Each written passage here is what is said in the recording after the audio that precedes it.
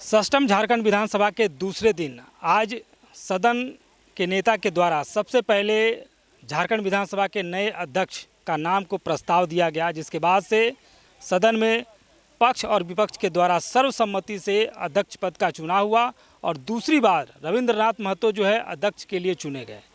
अध्यक्ष के चुनने के बाद सदन के नेता मुख्यमंत्री हेमंत सोरेन और वरिष्ठ विधायकों ने रविंद्रनाथ महतो को अध्यक्ष की कुर्सी पर बैठाया और दूसरे दिन का जो कार्यकाल है वो समाप्त किया गया।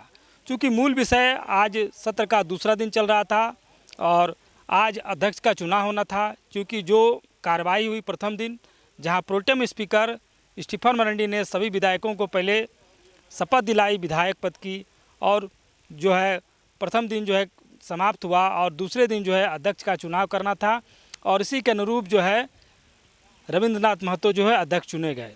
अध्यक्ष चुनने की प्रक्रिया में सभी पक्ष और विपक्ष ने सहमति जताई और कहा कि रविंद्रनाथ महतो का कार्यकाल जो पाँचवा झारखंड विधानसभा का सत्र था, 5 सालों तक उन्होंने बेहतरीन रूप से झारखंड विधानसभा को चलाया कि रविंद्रनाथ महतो अध्यक्ष की कुर्सी पर बैठेंगे और बेहतरीन रूप से जो है विधानसभा का सत्र चलाएंगे। तो मूल विषय में आज यही है कि षष्ठम विधानसभा सत्र के दूसरे दिन और अध्यक्ष का चुनाव हुआ, जहां निर्विरोध रूप से रविंद्रनाथ महतो जो है अध्यक्ष पद के लिए चुने गए। सदन के बाहर जो नेता हैं और विधायक हैं उन्होंने मीडिया के सवालों का जवाब दिया। क्या कुछ कहा, देखें आप। के अधिकार के लिए उनकी आवाज़ बनने का हम लोग काम करेंगे और जो भी बातें आएंगी उनको हम लोग सदन में रखेंगे और इसका निराकरण भी करेंगे। एक बड़ा सवाल है कि खासकर गोला जो क्षेत्र है वहाँ पर आपकी सब्जी जो उगाया जाता है किसानों को राजकीय समारोह में भी भेजा जाता है। कोल्ड स्टोरेज की कमी है, सही दाम नहीं मिल पाता, इस पर आप क्या कुछ करेंगे? देखिए, सही कहा आपने। ये रामगढ़ विधानसभा का जो हमारा गोला क्षेत्र है और इस क्षेत्र में काफ़ी ज़्यादातर संख्या में अगर रहते हैं वहाँ पर किसान वर्ग के लोग रहते हैं और अभी भी वहाँ पर एक मंडी की समस्या है। गोला डेली मार्केट काफ़ी फेमस है वो, और वहीं की सब्जियाँ काफ़ी जगहों पर जाती हैं। और जब हम लोग आए थे उस समय मैं जिला परिषद सदस्य थी जब इस बातों को मैंने रखा था, और वो मेरा हमेशा से मुद्दा रहा कि गोला को एक डेली मार्केट के रूप में, एक हब के रूप में उसको तैयार किया जाए, जिसका इम्प्लीमेंट भी हम लोगों ने कराने का प्रयास किया था। जब विधायक बनी तो उसका कुछ काम बढ़ा, लेकिन इधर जब हम विधायक नहीं रहे हैं तो आज भी काम वहाँ पर ब्रेक पड़ा हुआ है और किसान वर्ग के लोग वहाँ पे सही तरीके से ना सब्जियों को सेलिंग कर पा रहे हैं और ना उनको उचित दाम भी मिल पा रहा है, जिसको लेकर के आज भी हम लोग प्रयासरत हैं और बहुत जल्द वहाँ पर गोला डेली मार्केट के रूप में वो तैयार किया जाएगा। साथ ही साथ कोल्ड स्टोरेज की अगर बात की जाए तो कोल्ड स्टोरेज की कमी है और 1-2 जगह ही है, लेकिन हम लोग चाह रहे हैं कि इसको हर प्रखंड में कोल्ड स्टोरेज बने और ये मांग हम लोग माननीय मंत्रीगण हैं उनसे हम लोग करेंगे और वहाँ पे इस काम को भी कराएंगे। वैसा भी कुछ बात नहीं है। आज शाम में 5 बजे मीटिंग है हम लोग की पार्टी ऑफिस पे, जाएंगे। हो सकता है आज निर्णय हो जाए। कोई फैसला आने की उम्मीद है? आज मीटिंग है, मीटिंग में जाएंगे, उसके बाद ही बता सकते हैं। ठीक ठीक। आज हम लोग हमारे जो अध्यक्ष जी का चयन हुआ, उसके अलावा तो सब कुछ नहीं। हाँ, बधाई से तो चला बस। ठीक, धन्यवाद। क्या मुद्दे रहेंगे मैडम आपके क्षेत्र? हमारे क्षेत्र में बहुत सारे जन मुद्दे हैं। अभी जैसे कि अभी हमको प्रतिनिधित्व करने का मौका मिला है, अब क्षेत्र में जिस तरह से मुद्दे आएंगे हम यहाँ पर बात रखेंगे।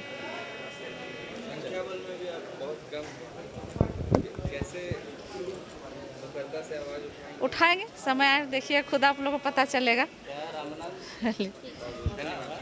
नई परंपरा की शुरुआत हुई है और निश्चित तौर पर उनकी कुशलता और नेतृत्व क्षमता से हम सब वाकिफ़ हैं और निश्चित तौर पर झारखंड के लिए बहुत गर्व की बात है कि वो आज हमारे अध्यक्ष के रूप में चुने गए हैं। हम सब सदस्य उनको बधाई देते हैं। वो तो पार्टी तय करेगी, अब जब पार्टी तय करेगी तब बात करेगी।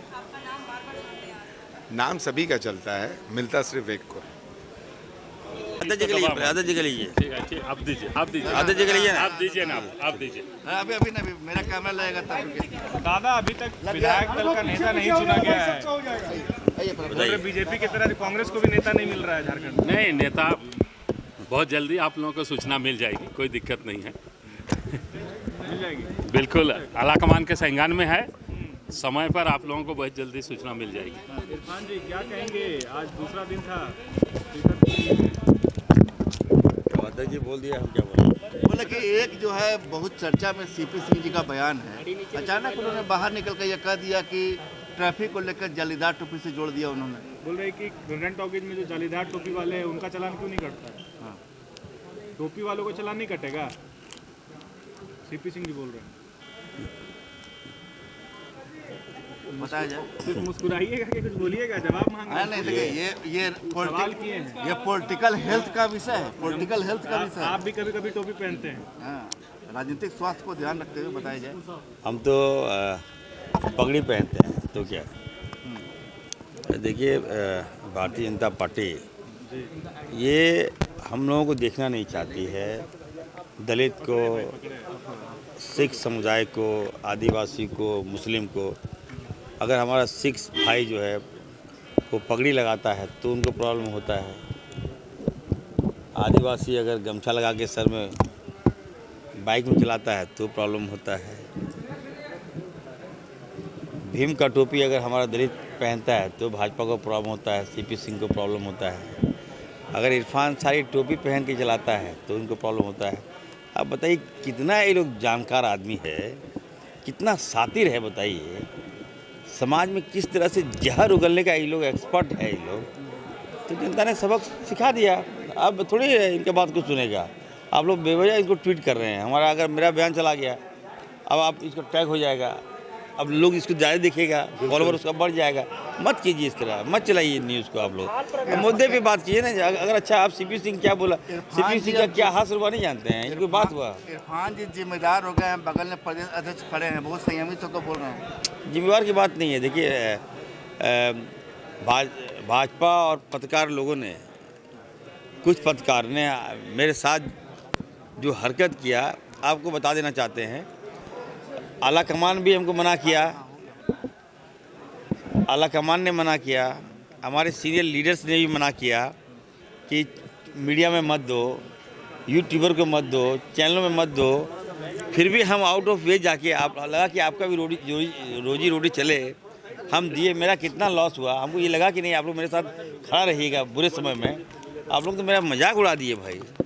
हमको आप लोग तो मेरे एकदम चुनाव में मुझे तो आप लोग हराने का काम किया मीडिया लोगों ने। लगातार जिस दुष्प्रचार है तो मीडिया का जा के जानते हैं सर, मैं बता रहा हूँ। जामताड़ा में जाके सुनिए, पब्लिक नहीं मिल रहा था मेरे खिलाफ में, अपना लोग लेके जाता था, खिलाफ बुलवाता था।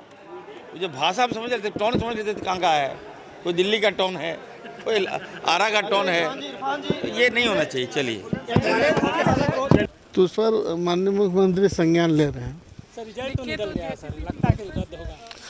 अब ये तो माननीय मुख्यमंत्री स्तर का मामला है, माननीय मुख्यमंत्री जी क्या निर्णय लेंगे। आ जाएगा, जल्द आ जाएगा, जल्द हो जाएगा, चुना जाएगा जल्दी, क्या चिंता कर रहे हैं। अध्यक्ष महोदय का चुनाव हुआ, सर्वसम्मति से वह पुनः अध्यक्ष पद पर आसीन हुए। सब लोगों ने उनको बधाई दी। हाँ, सदन चलेगा, क्यों नहीं चलेगा, सदन तो चलने के लिए ना होता है। जनता ने जो आशीर्वाद हमें दिया है, उस आशीर्वाद को लेकर मैं फिर से झारखंड विधानसभा में आया हूँ, इस मंदिर में आया हूँ। तो मुझे पूरा विश्वास है कि जो रोज़गार देगा, बेरोजगार लोगों को, ऐसे तमाम मुद्दाएं हैं जिस मुद्दाओं को लेकर हम लोग सरकार को बताने के काम करेंगे, सरकार को कहने के काम करेंगे कि आप झारखंड में आपकी सरकार है। और आपसे हम लोग मांग करते हैं कि यहाँ के युवाओं का रोज़गार, यहाँ के लोगों को रोज़गार, लोगों को सुरक्षित रखना, ये सब सरकार की काम है। उसमें हम लोग सरकार को हर एक कार्य में हम लोग बताने का काम करेंगे। परीक्षा के परिणामों का मुद्दा क्या भाजपा के विधायक उठाएंगे? हाँ, निश्चित तौर पर जो भी मुद्दा इस राज्य से जुड़ा होगा, वो हर एक मुद्दा को हम लोग मजबूती से उठाने के काम करेंगे। विपक्ष का जो काम है, उस काम को हम लोग सफलतापूर्वक, भारतीय जनता पार्टी एनडीए के सभी विधायक अपने इस राज्य के विकास के लिए सरकार से हर एक को कार्य को मांग करने के काम करेगा, जो एक विपक्ष का काम है। सर्वसम्मति के साथ स्पीकर को चुना गया और सभी एक साथ कहे कि रविंद्रनाथ महतो। मैं अपने ओर से और अपने पूरे विधानसभा डाल्टनगंज एनडीए के तरफ से मैं अपने आदरणीय स्पीकर रविंद्रनाथ महतो जी को बधाई देता हूं ये न कहीं एक बहुत ही खुशनुमा समय था जो सब लोग मिलकर एक नए स्पीकर का चुनाव कर रहे थे।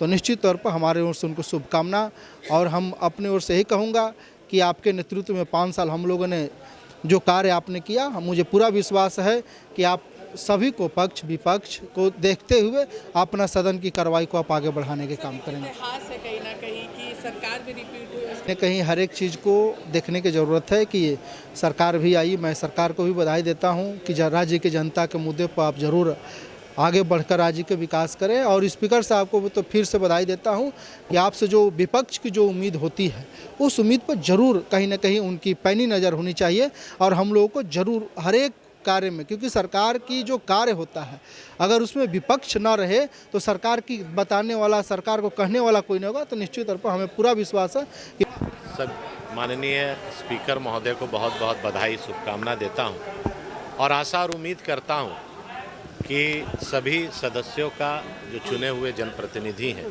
उनकी बातों को रखने का अवसर देंगे।